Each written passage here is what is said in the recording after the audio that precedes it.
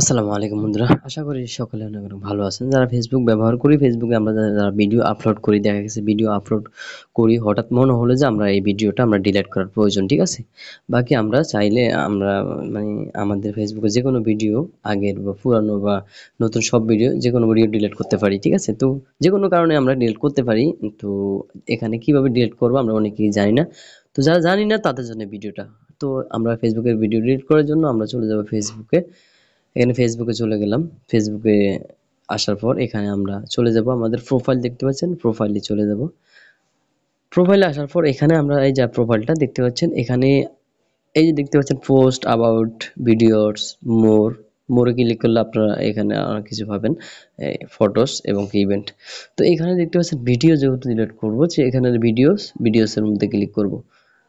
ভিডিওর মধ্যে ক্লিক করার পর এখানে দেখতে পাচ্ছেন এই যে আমার ভিডিও এগুলো, ঠিক আছে? তো এখানে দেখতে পাচ্ছেন আমি এই ভিডিওটা আমি ডিলিট করবো, একটি ভিডিও ডিলিট করছি। তো এটাকে স্টপ করে দিচ্ছি। এই ভিডিওটা আমি ডিলিট করার জন্য এখানে দেখতে পাচ্ছেন থ্রি ডট আছে, থ্রি ডট, এখানে থ্রি ডটে ক্লিক করব। থ্রি ডটে ক্লিক করার পর এখানে দেখতে পাচ্ছেন নিচে ডিলিট, এই যে ডিলিট অপশন, এখানে ক্লিক করবেন। এখানে ক্লিক, তারপরে এই যে দেখতে পাচ্ছেন ডিলিট। তো এখানে ডিলিট করার পর কিন্তু এই ভিডিওটা এখান থেকে ডিলিট হয়ে যাবে, ঠিক আছে? দেখতে পাচ্ছেন এই ভিডিওটা কিন্তু এখানে থাকবে না, রিফ্রেশ মারতে হবে। রিফ্রেশ মারলে একটু পরে এই যে দেখতে পাচ্ছেন ভিডিওটা কিন্তু চলে গেছে, ঠিক আছে? তো এবার মূলত এখান থেকে ভিডিও ডিলিট করতে হয়। আশা করি ভিডিওটি বুঝতে পারছেন কিভাবে ফেসবুক থেকে ভিডিও ডিলিট করবেন। ভিডিওটি শেয়ার করে দিবেন, অনেকেই কিন্তু অজানা এটা, ঠিক আছে? শেয়ার করে দিলে অবশ্যই উপকারে আসবে অনেকের। ধন্যবাদ।